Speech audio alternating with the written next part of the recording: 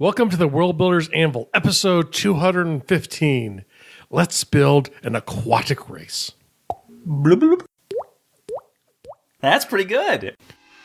Don't know where to start building your fantasy world? Do you need more? Does it make sense? Forget any worries and become a crafter of imagination. This is the place where we will prime your mind. Now, it's time to heat up the forge. Break out the mithril ingots and hammer. Welcome to the World Builders Anvil. I'm Jeffrey W. Ingram. And I'm Michael Miller. Let's sup from the mug of Java and build. Welcome back. As always, my name is Jeffrey W. Ingram. And soaking wet and salty, I am Michael Miller. We won't explain why. We'll just leave that one alone. So today is an interesting episode. I feel bad that we didn't come up with this because we probably should have.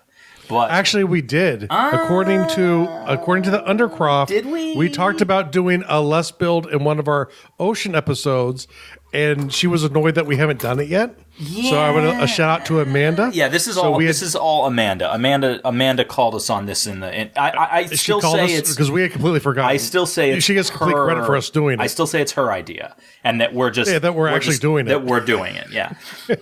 So yeah, if you guys aren't in the Facebook group, this episode is a perfect example of that. You can literally throw I would love if you guys talked about X thing. You can throw that at us, and if we like the idea, we'll do it. So here we are. Yeah, and this actually got pushed to the top of the queue because it interested both of us. Yeah, much. Yeah, we actually did extensive research on this one. I was watching all kinds of videos, and so I got some fun ideas for this one. BBC documentaries to the rescue. I didn't get to watch. Honestly, I wish I could have watched more. I just did not have the time. So, but I got a couple of cool things in mind. I think Jeff and I are going to argue about where this race is headed. We might have to make. We have nothing. It's like sometimes I have a really good idea of what I want to build, and Michael is only kind of getting out of work and thinking about the last minute. So a lot of times I bully through what I want. A lot of times in the show notes, I'll actually have bullet points of the things I want to talk about that I want to build into it. This time I have nothing like that written down, but I've never done an aquatic race before. So there were some things that I wanted to achieve. And one is I did not want it to feel like a terrestrial-based critter that was underwater. Yeah, definitely not. I think a lot of times they are. And the other thing is we kind of have to default to your preference because this is going to be for your world. You're going to use these guys. Yeah, probably. Okay. Yes. Well, the point is they'll exist whether or not you actually. They'll exist whether or not I use them. Whether or not you show or use them is up to you. So. Because Gardule's a world of many races. Gardule is a world of many races. And I do want to reference people back to episode 15 first. Typically, I don't get into culture. However, we will start getting into some of the belief structures, which would lead into a culture. So we'll probably do a culture build episode off of this episode. So, Amanda, you want to remind us about that later? Thanks, Amanda. While we're thanking Amanda, I'd also like to welcome Chris, Garrett, and Robert, who I just approved Garrett and Robert today as the day of this recording, and Jeff approved Chris probably 2-3 days ago. So welcome to the. And I do want to mention, Facebook I actually recently rejected 3 people because they did not answer the 3 questions. I saw that, and they had been sitting in wait for a while. Yep. Yeah. I hate to see that. It's nothing personal, but if you don't answer the questions, we don't know that you're a real person. So go ahead and answer the questions. And feel free to reapply. Be sarcastic or whatever you want in there. Yep. We're not super picky, but we want to make sure that it's a human who isn't just going to come in and spam the group. You should read some of the answers. I don't know if it was Garrett's answers or Robert's, but a couple of them were kind of funny. So you should. I have to figure out how to do that again because there's a way you could get into those. Yeah. And I have to figure out how to do that again. Because sometimes there are some really good answers in there, especially like on the spamming and stuff. So, all right, enough of that. Today, enough of that. We're talking. We've had our Monty Python going. Vast tracts of water. Yeah, huge tracts of underground water land. Yeah, that wasn't as smooth. So today we are building an underwater race. Now, the first thing that you've got on your show notes here is why they are not just a terrestrial being underwater. Because you could just say, oh no, these are dwarves. I just want them to be water dwarves. Yes, they breathe underwater. They have gills. on their neck, but they have feet, they have arms. Just like dwarves. No, we're not doing and that. That's what we don't want. Essentially, there's a few things that, there are a lot of things in common, obviously, between animals on or off land. And these are broad generalizations, but typically land creatures have leathery or spiny skin compared to soft and slimy skin for creatures underwater. Now, some can excrete shells. But that's actually an excretion. It's not. It's not actually skin. No. It's, but in cases of like crabs and lobsters, it's like it's like an exoskeleton. Or snails. Or snails. I know. I was going to grow the shells. I watched a great thing on snails. I was going to get to those. But the skin is typically slimy and soft. They typically reproduce in water. They sleep, but a lot of them will never touch the bottom. I feel that the two things that you really need to decide right off the rip, and the reason I might be jumping ahead a little is because I want you to answer these questions. That'll kind of determine where I'm headed, because I also want to voice my opinion on where we might be headed, and maybe it'll change your mind. Maybe it'll change my mind. One, you kind of need to decide as the race builder, so both Jeff, myself, and the listeners, you need to decide how deep do these creatures live. That's important. If they where do they live? If they live really deep, they're going to have characteristics. Yeah. And all of this is with the caveat if you're going to build them for a naturalistic setting. If you're not going to build them naturalistic, you can do whatever you want. Then you can throw all of this out the window and you can do whatever the heck you want. So there are three basic maritime places that they can live. One is open ocean. They live in the currents. I wasn't finished. Just saying. Go ahead. I was going to talk about depth, and I was going to talk about do you have a creature base that you're headed for? Creature base? I'm not sure what you mean by that. I did a lot of extensive internet research. And one of the things that really intrigued me as a possibility of a base idea was the flying fish. Okay, which is actually very similar to one of my ideas. Okay, so my other idea was some sort of crab base thing. But the reason and that did cross my mind, obviously we're from New England.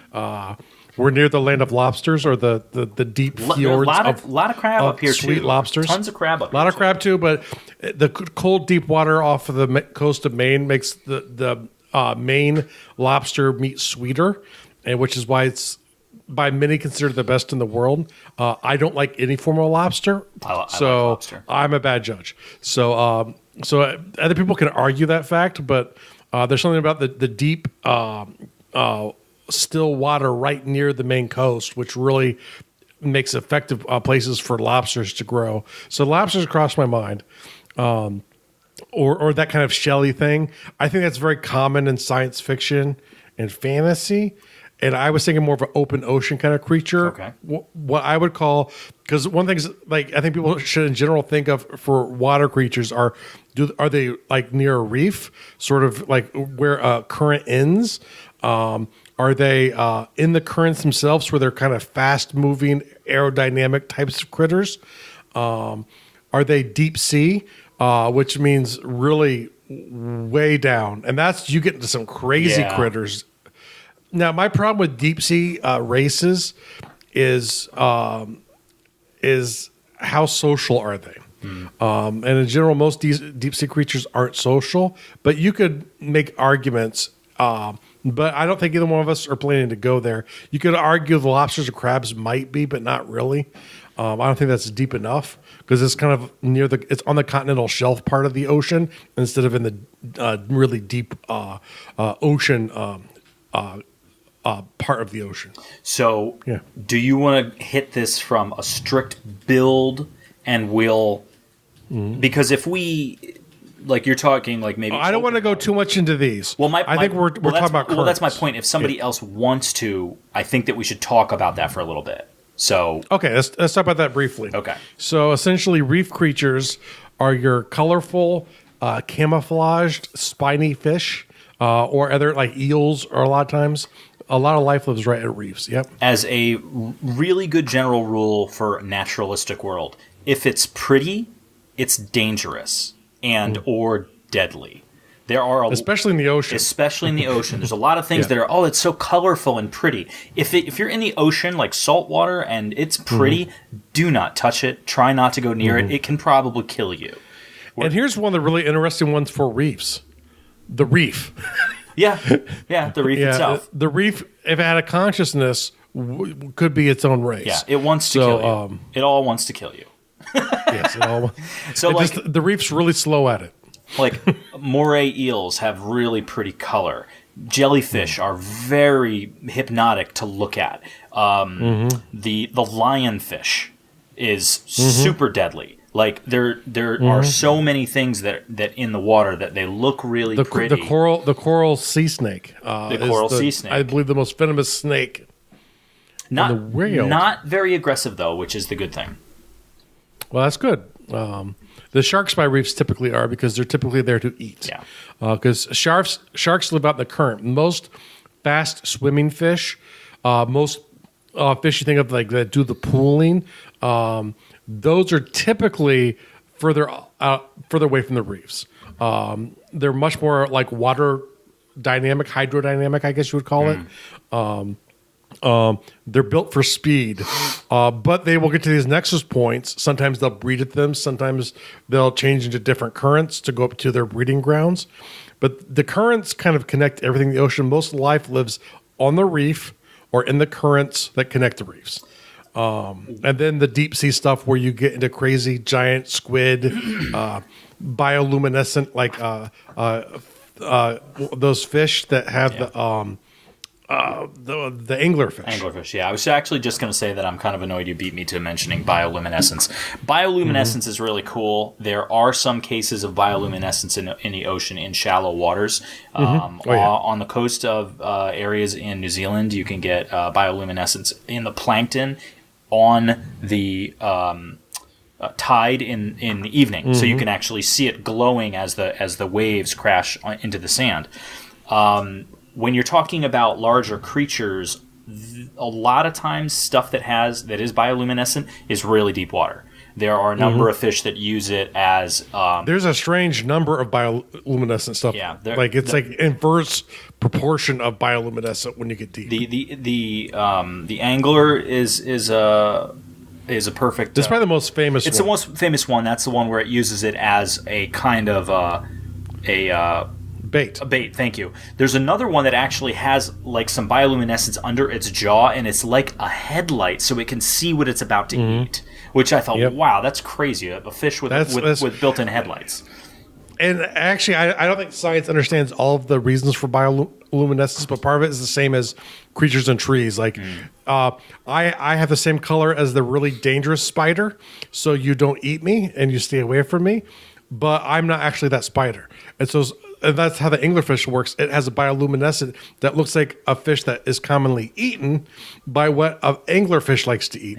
Yeah. So the race of evolution. The other thing that you want to think about is regarding depth is you're talking about lots of pressure, and there's a lot of things in the ocean that only pieces of them are dense. You know, a lot of cartilage, a lot of very thin bone, stuff that can take that kind of pressure. So if you're going to put a race that deep in the water, odds are they're not going to be built like a dwarf or an elf or a human. You know, they're going to be probably soft invertebrate or and invertebrate. Yeah, they're going to be more like an octopus or a squid. You know, sea snails, stuff like this. There are fish down there too. Fish and birds. Fish have lighter bones than birds. Which is saying something. But they actually have less of them, but they do have some. But a lot of the deep sea stuff. There's a lot of stuff down there that has no bone structure at all. So, and the other thing I want to keep in mind too is you're not stuck to the ocean for aquatics. You do have the rivers, you do have the lakes, even though I call it lands in my show notes. You do have wetlands, and you know, my thing is if the thing lives underwater, it's aquatic. If it lives on land, even if it uses the water, wherever it spends its sleeping time, kind of determines where it is. Like gators are really land creatures that can use the water. I was gonna get into crocodiles too. You keep beating me to everything. Frogs are the other way. Frogs are typically live in the water, but sometimes come out. I think toads are the opposite, and I could be wrong. I know there's probably exceptions to some of these rules. There are, but I think for the most part, what you're saying is true. I mean, there's also obviously there's poisonous tree frogs and what have you, but generally toads are land and frogs are in water. Toads typically frogs typically need a lot more moisture to survive. And if you want to make a frog-based race, do a lot of looking up on bullfrogs. They're crazy interesting. Bullfrogs eat everything. They eat their own kind. And basically, if it can fit in its mouth, a bullfrog can and will eat it. Like I lost a toe to a bullfrog once. It's a bad memory. Yeah. Vicious little creatures. I have a bullfrog on my toe right now, actually. Like he doesn't Oh, wow. he doesn't realize that there's more to me. He thinks that just the toe is it. So he can't eat it. I'll kick him off in a day or so. Well, don't let them be on there for more than 2 weeks, or that's when they'll actually break the skin. So that'll hurt at that point. All right, so that's why fair. I'll get them off here when we're done with the show. So okay, so where in the water, and do you have a creature base? Yep. Do you have a creature base? Creature bases are really interesting, and you can get into some really cool stuff too. Like if you want deep sea, sort of more social type of creatures, think of fissures where energy comes up from the ocean floor. So like where magma comes up, there's actually creatures that are designed to live in those areas. And so they're in a much tighter, compact area. They live in conditions that we would think is toxic. But it's outside of the sun. It's one of the few places where you get a huge amount of energy is sort of in the ocean floor where it's leaking. Not the oil kind of leaking, but more of like probably steam from the actual core of the planet or magma. And you also figure there's got to be a lot of heat in the water there, so it's going to be very hot. You're gonna have like hot water there, and then it's going to get super cold. You're going to have a level that's super cold because it's not getting any sun. So interesting cross section. It's an interesting cross-section with really toxic types of conditions. But it could lead to creating very exotic kinds of underwater races. And the other thing you need to think of, too, is do they ever touch land? That's a big one. That's a big one. And along the lines are some critters at various stages of their life are different, are not like sea turtles are terrestrial until they get into the ocean. And then only the women ever come back to shore to plant the eggs, to create the babies, to get back to the water. Other things plant eggs in the water, and sometimes they'll even live at like in a larval stage in the water, and then they'll get out, like frogs, mosquitoes. Ugh, mosquitoes. But I'm just counting mosquitoes, and I'm just counting things that sort of only spend a portion of their life in water. Like I said, I'm leaning more towards a pooling style of fish. I was actually thinking of a sardine, which is very similar to flying fish. They've one less adaptation. Their fins aren't quite big enough to do the jumps, which can sometimes lead to big trouble. It sounded like you said lionfish. Did you say flying fish?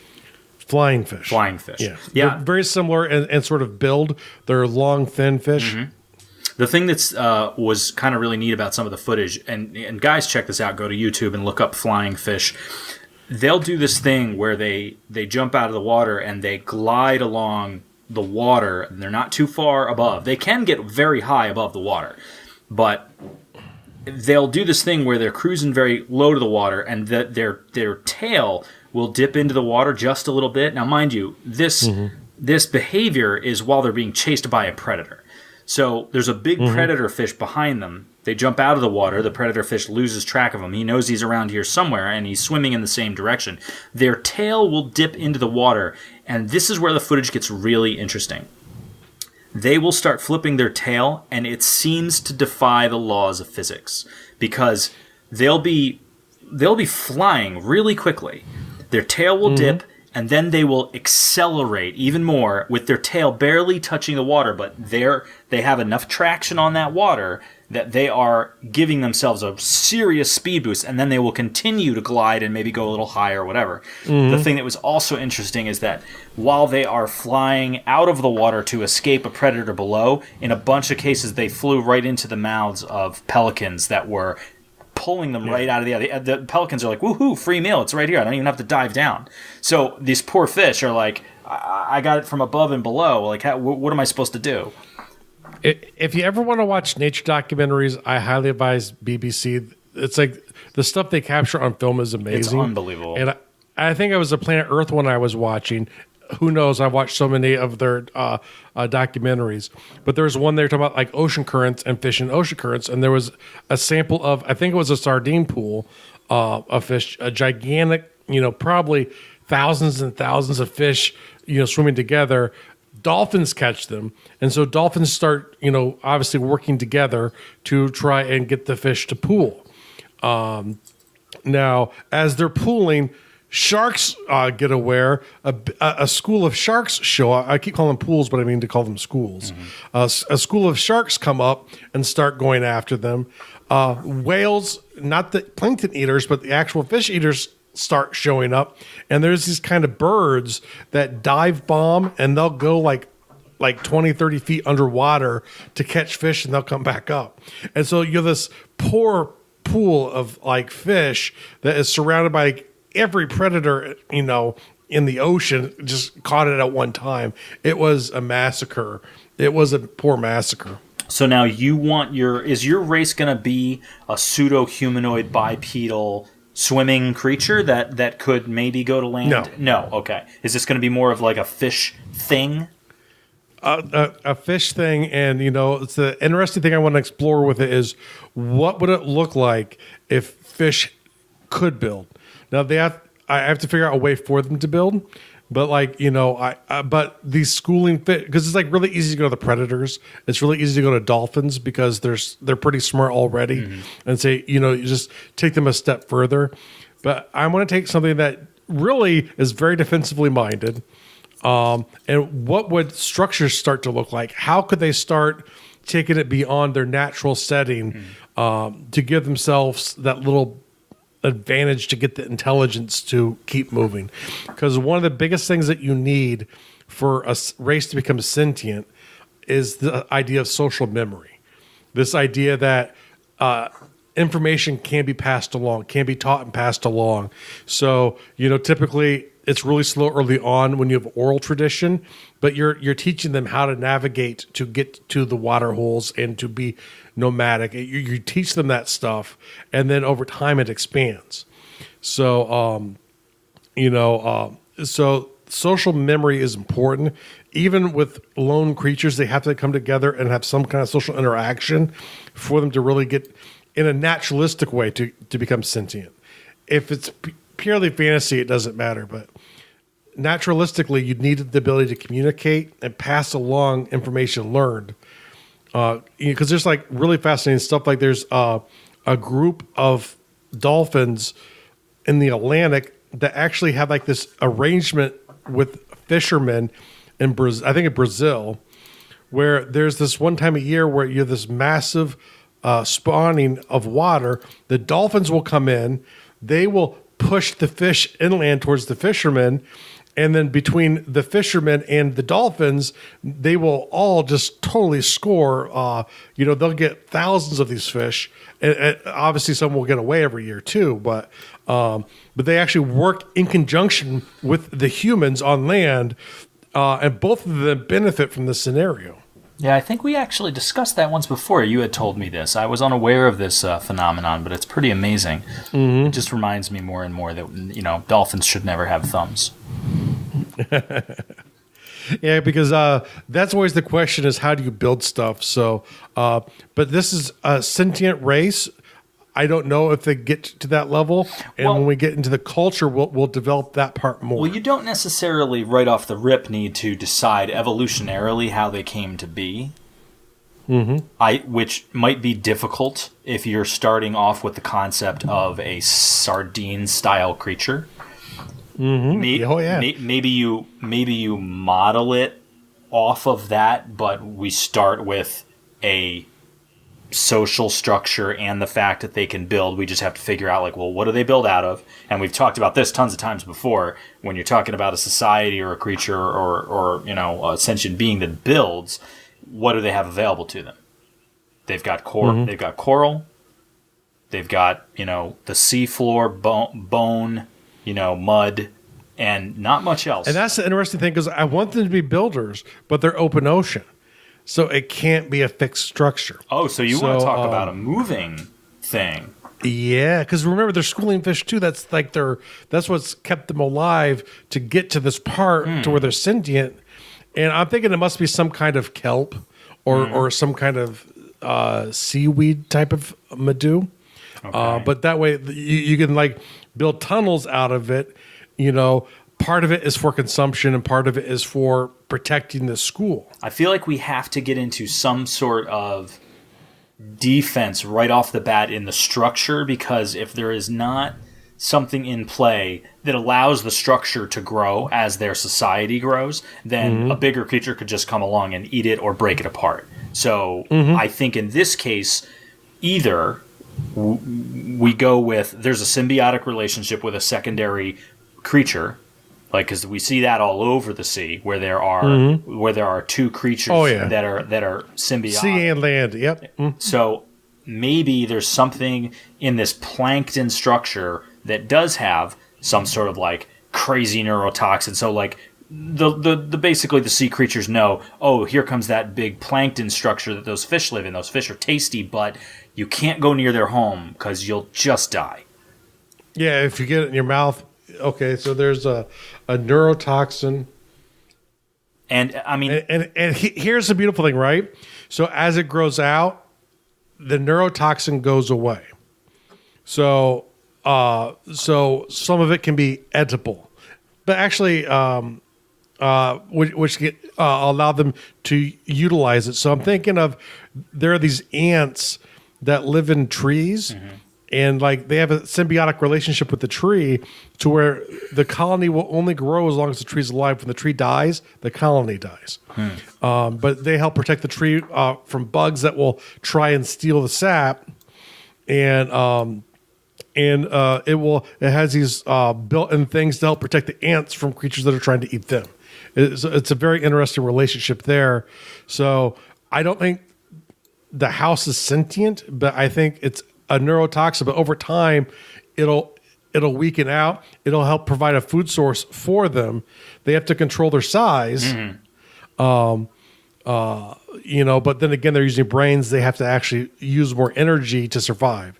So I think a neurotoxin seaweed, I'm just going to call it. Sure. For starters, I think that's fine, or some sort of some sort of like coral-ishy thing. Is the seaweed growing just free in the ocean, or is it on something? Like, do they have to start with a piece of driftwood or something, and then that becomes the base of the colony where everything just grows out and off of it?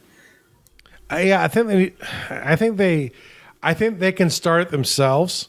They can harvest it. Okay. I like that. So it obviously doesn't live out in the currents. Some of it will wash out into the currents, but it's like as the thing moves around, there's a certain time of year which is home building time. Because they're in that part of the ocean that has that type of seaweed. So they're pulling out that seaweed to add to their structure to keep it intact, so it can make another rotation around the currents to get back here the next year. I like it. So they have building season.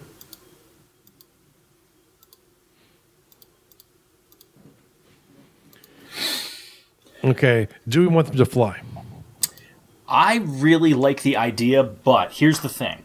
In my head, I was building something where they were a pseudo land and sea bipedal fish elf sort of hybrid, where so instead of being like, they could be chased by something underwater, but at the same time they're also dangerous themselves. So them skimming across the water, like a bird is not going to pluck these things out. These are larger things that I had in mind. So we can remove the flying fish idea. And I'm still trying to wrap my head around what these look like. Like, are they really just going to be fish? I think they're larger. They don't have limbs. There's no need for the way they live. Because if you get any limbs is going to add drag. And moving through the open ocean, speed.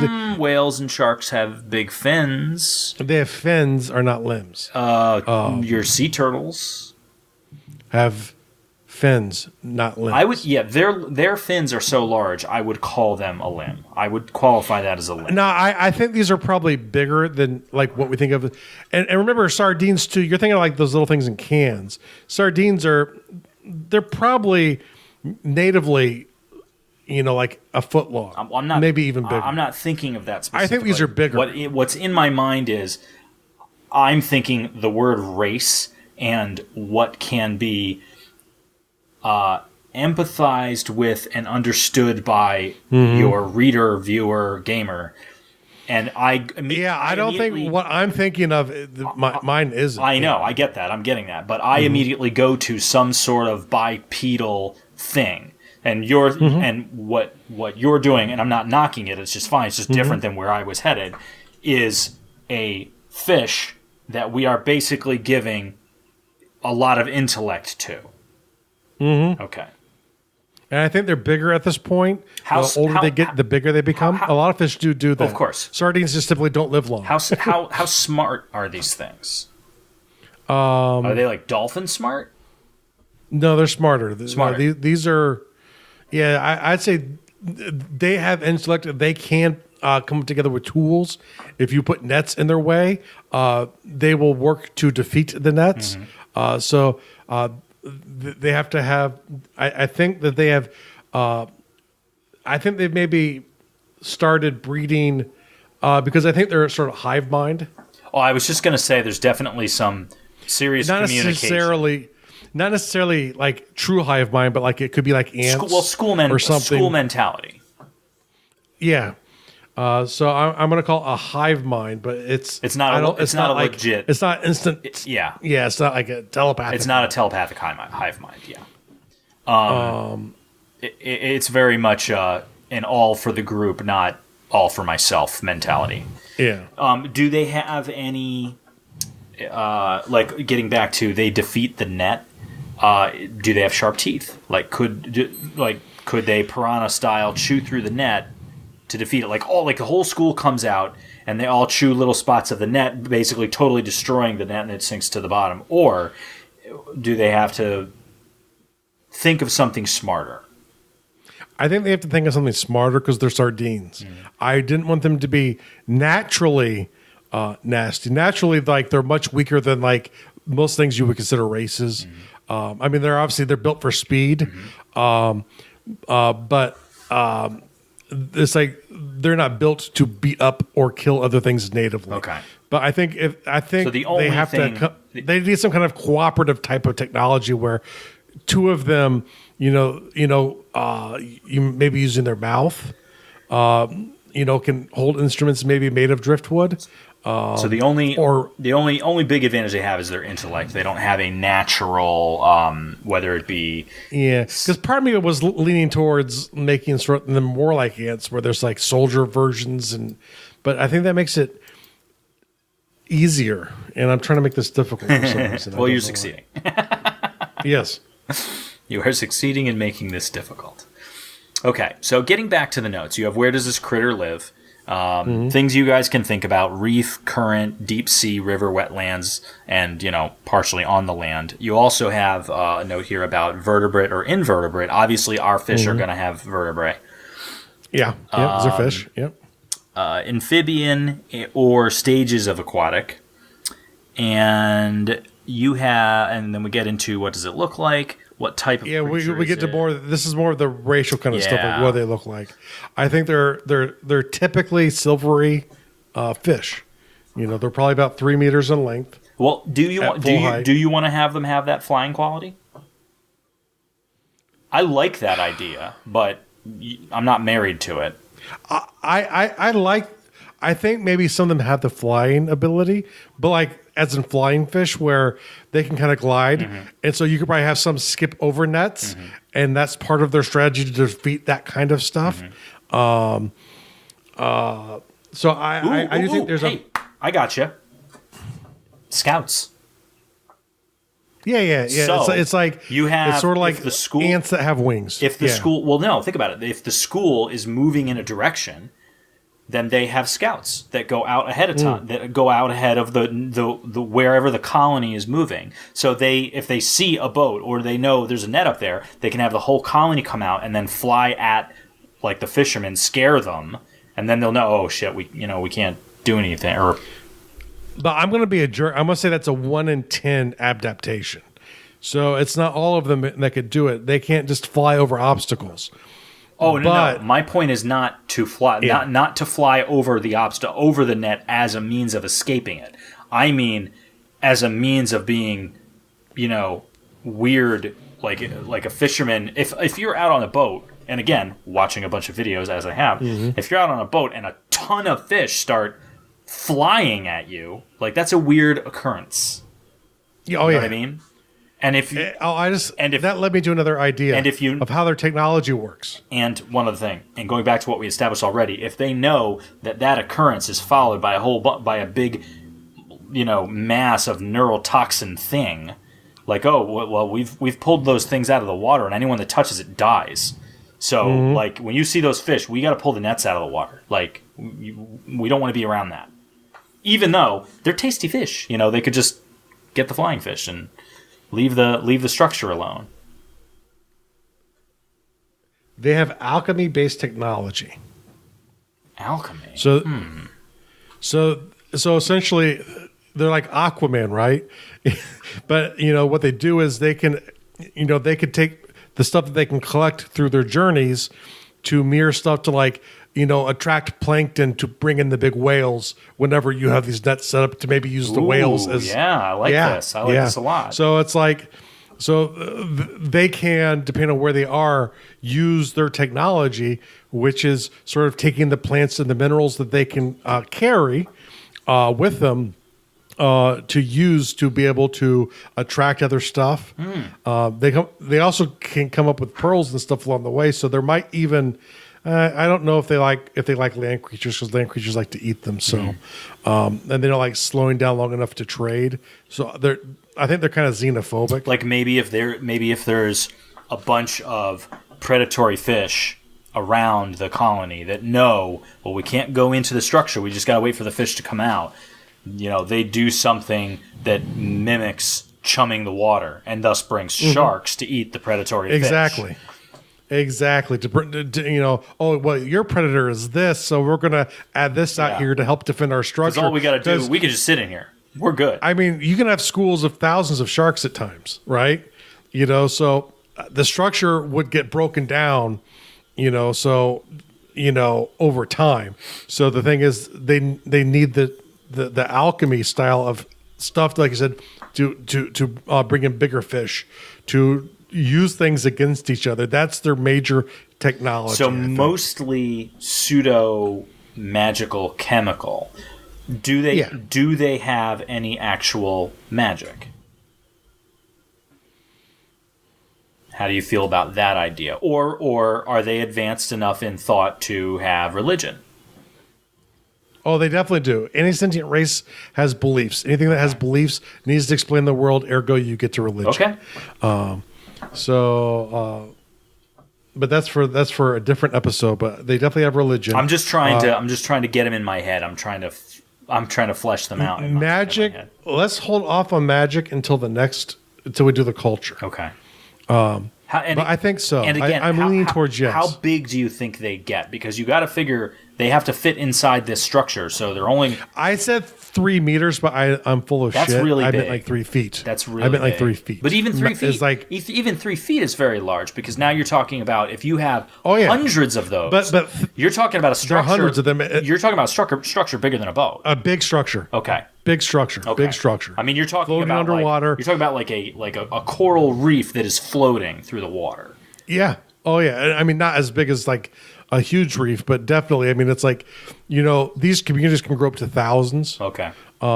Maybe if they can somehow pull it together, maybe even larger. But think of like, medieval style, sized cities, really, that float out in the sea, and massive tunnel structures, and different parts of the tunnels. I think different parts of the tunnels have different purposes. Like you have the parts where you sleep through, so you kind of go, and because fish sleep while they swim, but there are parts of the tunnels where that's what the fish there are doing. And maybe other parts maybe are they're feeding. Those tunnels are fashioned in a way that it creates a current in the tunnel, so the fish can kind of anchor themselves to a wall. No, fish don't need to. No? They swim while they sleep. Their brain is different. It like turns half off, and half of it's on, half of it's off, and then it'll switch. So they don't need to anchor to anything. Okay. Do they have sex for reproduction, or do they do it just like fish, so where they just blast a bunch of eggs? Fish style. They do it fish style. Okay, they do it fish style. I think they do it fish style, but I think they're sentient, so there's a bit more wrangling. Is there a courting process?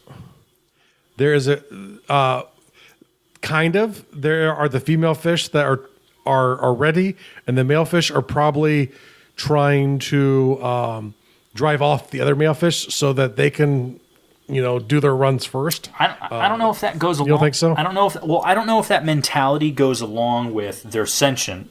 If they're going to have a belief structure, they're more socially based. Well, they're more colony based. They're communal. So fighting their fellow colony you're right. for the growth of the colony, right. I don't think that goes along with their mentality. So sex via bombardment. like all of them do a train bombing, basically. Is what way I'm saying. Essentially, it's just whoever gets the job done gets the job done. That's right, and it doesn't matter. You won. You're right. I'm just going with the logic we're building. You're going with the logic we're building. You caught me in a trap where I was trying. Come on, I was bringing in my prejudice of easier things. Let's not make it. Okay. Make it too antagonistic. Too sappy. Yeah, I'm not not trying to trap you. I'm trying to work with you, Jeff. I'm trying to work with you. Because this is obviously no. This is way. I was trapping myself. I know, but what I'm saying you is like saved me from myself. This race is way different than what I had in mind. I like it, but it's definitely different because it's different. How do they communicate? They need to communicate. I think maybe there's two ways. Certainly dolphins, whales. With them, there is a verbalization. There is an auditory communication. Do they? I don't think fish can do that. Well, no, but they're your fish creature, so we can give them a little something. Maybe there's some sort of echolocation style communication, or maybe there's a low level telepathy. I know we mentioned that before. Telepathy is the easy way. Okay, fair enough. But I've been avoiding that so far, so why would I start now? Bees do a dance. So I think there's definitely movement. So there's definitely a one level movement. Well, the reason I don't like movement is it requires visibility unless they're going to go off of the vibration of the fish. If they go off the vibration, then the communication can carry through the school quickly, which is an absolute necessity. So if you're not gonna do that, then it's the vibration of it. It's not the. I think it's the vibration of it, not the movements. Will send out a certain signal. Okay, so does their body motion create the vibration, or do they have a special part of their body that makes that vibration, like somewhere in their mouths or on their body somewhere? Thus, I think there's something in the mouth, but it's not like a larynx. It's not like a tongue. They don't have those, but they have a way to push the air out. To cause vibrations, which will reverberate through the water. But the real important thing here is that the reason I'm saying I call it the mouth shaker. Mouth shaker. The reason I am saying a specific biological trait that creates this vibration is because there's all kinds of things that create vibration in the water. So it would need to be something distinct that they would know that this is communication and not other sound / vibration in the water. Like nothing else makes this sound. Well, it would be very purposeful. Well, that's my point. That's my point. It's not like, and I think it's one of those things too that gave them that advantage. Sort of like the larynx gave us the advantage because we could create talking sounds, which we could use as an advantage that a lot of the other primates don't. They don't get it the same way that we do because they don't have the ability to vocalize the same way we do. we start and then we start naming everything. And then we name everything, so we win. And so they name everything. Now, there could also be chemicals too, but I'm leaning against that. It's got to be able to travel quickly and be repetitively used, which is why I think the vibration is a better idea. If we're not going to go the sharks, since sharks have, it's how accurate their senses are. So trait wise, they could just be very perceptive towards it, like sharks are to blood. Well, I mean, but if that's the case, then they just do yeah. some sort of alchemy thing to get a bunch of dolphins in to beat the crap out of the sharks. So yeah, most definitely, yeah. Darn bottlenose dolphins are mean. Yeah, not as mean as chimpanzees. Bonobos are much nicer. The going back to what you said, something about like I don't know why that's important. I don't know. You said something about like schools of like thousands of sharks in the same location. I saw footage where they had this aerial footage. Like I don't know if it was a helicopter or whatever, but they were not one of the super schools. It was thousands of sharks and not far off of the coast. And they just had this overhead, like you could just see through the water, and you just saw tons and tons of, like it was astounding how many, and they were all swimming in the same direction. There was some sort of movement. It was weird. They will do it, and certain types of sharks are loners, others are school, but at certain times they're the schools, and it's probably for mating come together. But then again, they need lots of food at that point, so they really, you don't want to cut yourself and throw yourself into the middle of that. No, not. Makos in a feeding frenzy they'll eat other makos. They'll thrash so hard they can bite their own tail. They're insane. They're so aggressive. They are insane. They're like aggressive. Infants that are hungry, but they have better motor control.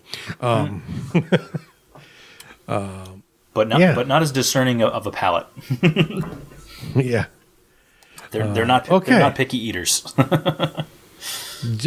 Do we have anything else fishy wise that we need? Okay, well we've got where they live, what they live in, how they communicate. What do they eat?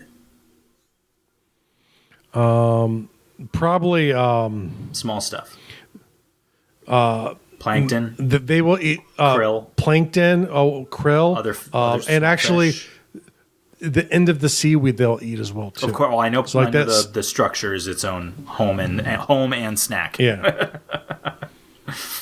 Yes, so they will eat structure at the end of its life when it's mature. The structure, plankton, and krill. Okay, so probably more krill than plankton. That's what I would think too. So especially if they get up to 3 feet long. So. Is there a natural...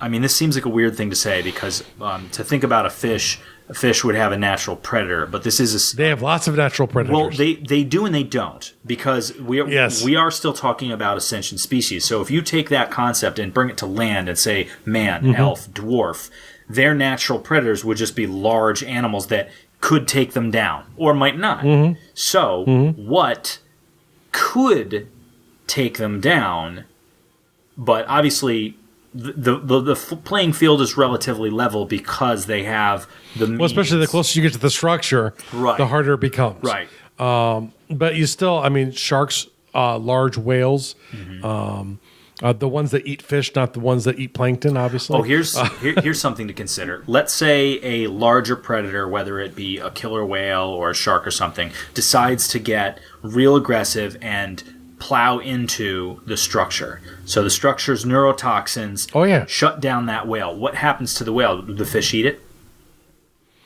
Or it depends on where the whale is, how much it takes in. Or can the structure eat the whale and have it become part of the ecosystem that the structure is? No, to the second one.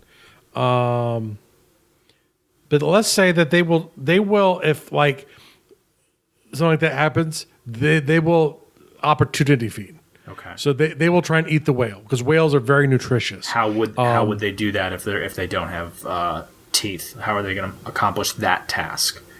They can't. So never mind.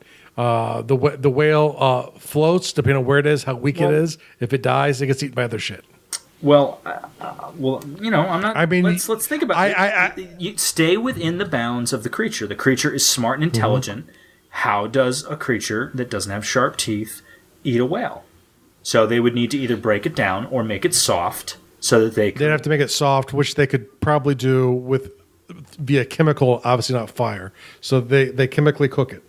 Okay. So they maybe, put it near some part of the structure underneath of it or whatever and give it a chemical bath and everybody swims through and eats the whale. Exactly. Okay. They liquefy the whale. They drink the whale. They make the blubber so soft that they can ingest right. it. But so it looks like they're eating it. But that's my point: is if they were going to make it soft enough that they can ingest it, it would probably be not quite liquid but sludgy. I guess. I mean, you'll see like if you have like a community aquarium and one of the fish dies, the other fish will keep going at it. When it decomposes enough, they'll start eating it. So they chemically cook food to speed up the decaying. I like which is what we do too. If you think about it. Yeah, I like that. It's gross. It's fucking fun. I am so sorry. That's twice I have sworn in this episode. I've actually just been putting it explicit, so I don't have to think about it. But I feel bad because I don't like to swear for our audience, and I dropped an S bomb and I just dropped an F bomb by accident. You are an asshole. What can I say? Shit. Thanks. Don't get my military mouth going. I know. Actually, the last one was completely unintentional. Let's see, chemically cooked food. Yeah, so they will try and take advantage if someone does it, but they have to be careful though as well. They have to make judgment calls on that because let's say if there's like a super school of sharks, they're not waiting around. Some of the sharks go crazy. They hit into it and start weakening the structure. They're just trying to. If they hit into it, then it's going to shut down the sharks. So one by one, the sharks are either going to one by one. But if they break into it, true. and yeah, true. So they're trying their best to avoid large schools. But that's a lot of sacrificial sharks. That's a lot of sacrificial sharks. Is my point. I think their main predator. Other sentient beings. Of course. Because once again, they're not sympathetic at all.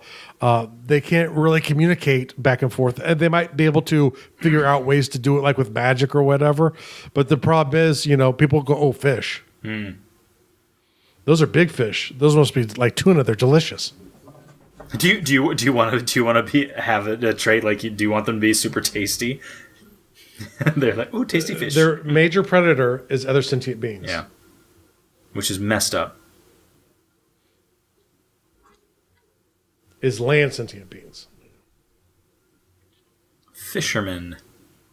Now, obviously, they are very intelligent and they've got all kinds of tricks. Like, we've really come up with some cool tricks up their sleeve. What would be their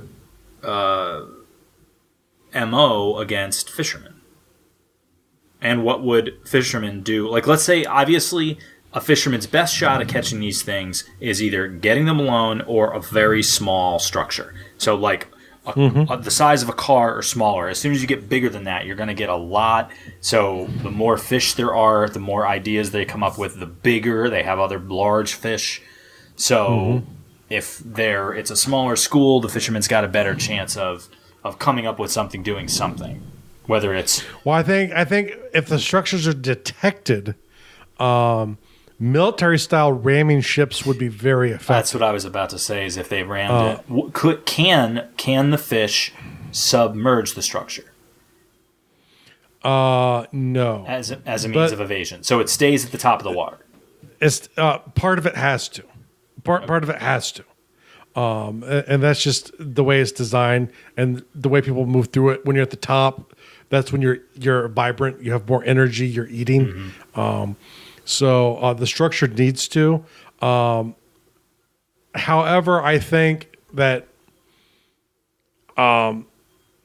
they probably can temporarily sort of like parts of it they can adjust.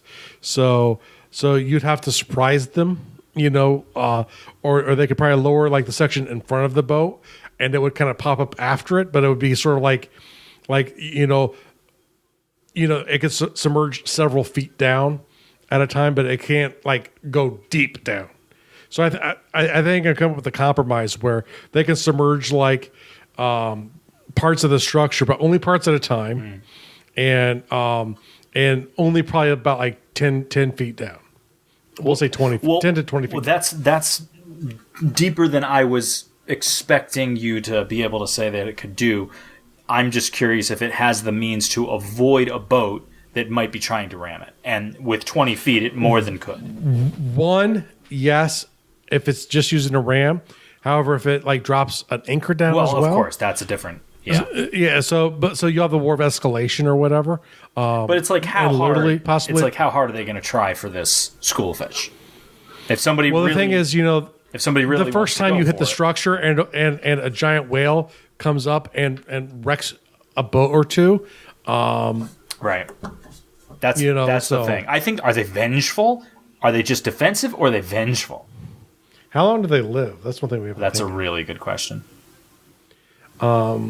Well, I mean, for them to be so intelligent and share their memory and have a social structure, I gotta think they live at least half as long as a human. I'll give them 50 years. 50 years? 50 years, okay, on average. And vengeful, they're not naturally aggressive, I don't think. Okay. So they don't like being aggressive. Well, my point is, but they have to go where they go. My point is, let's say a boat does come after them, and it's a boat that can totally handle the size of the school, and they're like, oh, if we just come over here, I mean, we can see them right there. Water's clear enough. We'll just drop the anchor right down through it. And that's going to break it all up. Try and break it up. We'll have a second anchor. We'll try and rip up a few fish. Yep. They're not vengeful, but they remember. So the next time they come through, they will have something planned to help get past the boat. I mean, so if it's really, at that point, they could just choose to abandon the structure and just all swim to depths that the boat can't get them. At that point, they have to start over. That might happen if it's bad enough, but they're not going to want to do that because they're in the open ocean again, right, and then the sharks and stuff like that, depending on how far away. And remember, because they live in currents, so about once a year they get back to the parts that have the kelp to start the new structure. So they could do that, and they have the ability to survive in the open ocean, but their numbers would be decimated either way. Yeah. And the thing is, I don't see them as vengeful per se, but I do think that they have memory. So, they're going to know that this area is dangerous. They're going to have contingency plans. And if you get really aggressive with them, they'll probably be prepared for you to be really aggressive with them. So, okay.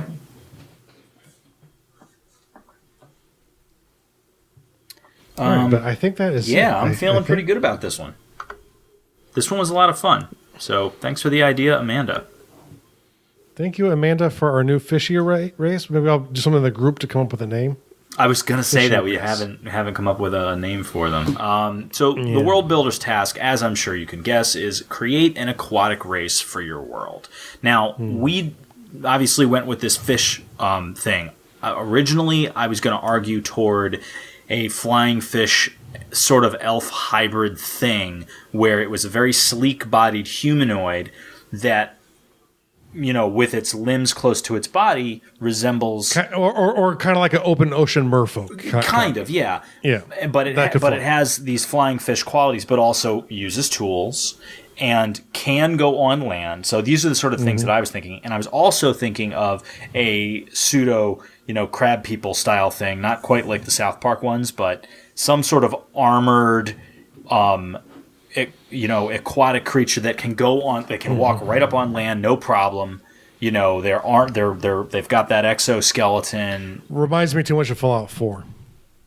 Or Fallout. Not having played it. There's creatures like that in there. There are mud crab people that like giant mutated crabs. Okay. Well, there you go. But like I said, that's I think a more common thing. And here's the weakness with this race. This is not a player character race if you're a gamer. This is not your hero in your novel should not be a race like this. This is more of an academic exercise race. Something that could add setting and feel to a world. But Michael's right. When people can't sympathize with something, the hardest to sympathize with something, the less they're going to feel emotion. Like, oh, the fish got killed. I bet it was delicious. Yeah, that's why it's so easy for everyone to kill spiders. It's very hard to empathize with spiders. Their bodies are so dramatically different than a human's. Exactly. And fish are things that people eat all of the time already, which is one of the reasons that intrigued me with it. And so I think it's an interesting race, and it's the kind of thing that can add flavor to a world, but literally, this is not going to be a centerpiece. Yeah, literally. Especially this race, tasty. Tasty fish. Like you have attractive or tasty. They unfortunately have tasty. So your real world task of the day is, like us, do some research on real world underwater critters. There is some really crazy. If you've never watched those nature documentaries, you can just get on YouTube and start looking on stuff. You'll fall down a rabbit hole of videos of some of the most amazing, beautiful footage of creatures that you probably never knew existed. And I think all the BBC stuff is on. A lot of it's in YouTube. A lot of it is in Netflix, I think, too. So if you have Netflix, Planet Earth, they have one strictly about the ocean. But remember, when it's aquatic, it's not just maritime. It's not just ocean. You can have a freshwater kind of race too. And I thought about doing something like that, but when people typically talk about aquatic, they're thinking reefs, they're thinking ocean, and so was I. So that's what I went with. Did I tell you about the octopus stuff when I was looking up stuff on octopus, and I was talking to like I was watching these videos on. You learned about the vampire octopus? No, I learned about there was a couple of different things. One, there was these stories that I was reading, all these different stories about of people's experience with octopus. Something that's terrifying about octopus is you only need to have a very small octopus, and I'm not even talking about the ones like there's one that literally is about the size of a grapefruit that will kill you because it's so toxic. Touching it immediately shuts down your like you can't even, if you're diving with people, you can't even signal to other divers, I'm in distress, and it'll shut down your ability to breathe. Like you literally lose all control over your body. So instantly. Yes, because it's such a toxic thing. It's very small, it's very colorful, it's got a little bioluminescence thing going on. You'll find it around coral. The colorful stuff in You'll find it around coral reefs. I'm talking about regular old octopus that don't have anything like that going for them. You only need to have one that's like the size of a basketball to kill you. They are so strong and so smart. They had this really cool thing where they had the octopus and they put a jar in the tank, and the octopus settled into the jar. They then threaded the lid onto the jar, and the octopus opened it from the inside and got out.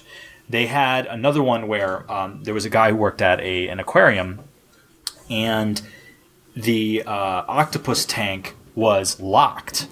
And he said to somebody else, he's like, why do they lock the octopus tank? And he's like, because they get out. He's like, they get out? He's like, yeah. He's like, they'll leave the tank, they'll crawl across the floor to another tank and eat what's in that other tank, then return to their own tank. And just whistle away. Yeah, before opening, they were doing this. Like, they were like, what the heck is going on? Like, in one case, there was a tank where there was octopus and there was shark in it, and shark kept getting killed. Like, they had more than one shark that they found the next day. It was almost totally gone. It was dead. And they're like, what in this tank killed it? And then they left. I don't know if they left the camera going or if they had somebody watching it, but they watched an octopus kill one of these sharks one night, and they're like, oh my gosh, like, he's the thing that's taking care of these sharks. Like, they were shocked by it. The thing that I thought was one of the most crazy was there was an artist visiting an aquarium, and he was drawing. He was doing practice. He was drawing the different aquatic life. So he's at the octopus tank, which octopus are just incredible creatures to look at. They are so interesting. And he's drawing one. And then it changed position on him and froze. And it stayed that way for a while. And then it did it again. And he realized this thing was smart enough to realize what he was doing, and it was posing for him. It was changing position. It would fan itself out and make a pose, and then be still. Just it didn't have reason to be still prior, and it wasn't, or it was a little still, but it wasn't picturesque. And it would make itself picturesque and sit still while he was drawing it. And he's like, I cannot believe this thing is smart enough to realize what and it's posing for me. One of the neat things that I learned about deep sea invertebrates like lobsters and squid is there's actually a growing belief in the scientific community as well that really the thing that limits their size is they get killed. Yeah, lobster get very large. And there are rumors from like text hundreds of years ago when people first got to North America that they were like 7-foot lobsters. And at first, for years, they thought it was bunk, but they're not so sure anymore. And I know they've actually, I think, caught a 20-meter long squid. Oh yeah, 20-meter long. Yeah, squid, and they don't think squid. that's get big. There was one. They do think that they get bigger or can get bigger too. They don't know why they couldn't. So there was one that washed up. I can't remember where it washed up, but they said that it was so large if they cut calamari rings out of it, they'd be the size of a truck tire. Wow. That's how big this thing was. And whales will eat giant squid, but squid will also kill whales. So it's kind of a fair game out there. But do yourself a favor and go watch some footage on octopus because they are just amazing. Especially go check out the BBC stuff. Like some of the footage they get, you're like, how could you possibly get this footage? So go check some of it out. Enjoy, and go to the group and let us know what you think. Thank you so much for listening to the World Builders Anvil. We would love it if you would share the World Builders Anvil with 2 of your friends. And so would they. If they are unfamiliar with podcasts, then you get to introduce them to the wonderful world of podcasting. Take them to Stitcher or iTunes, or best of all, just send them to our website, www.gardul.com. That's GARDUL.com. Now strike while the mithril's hot.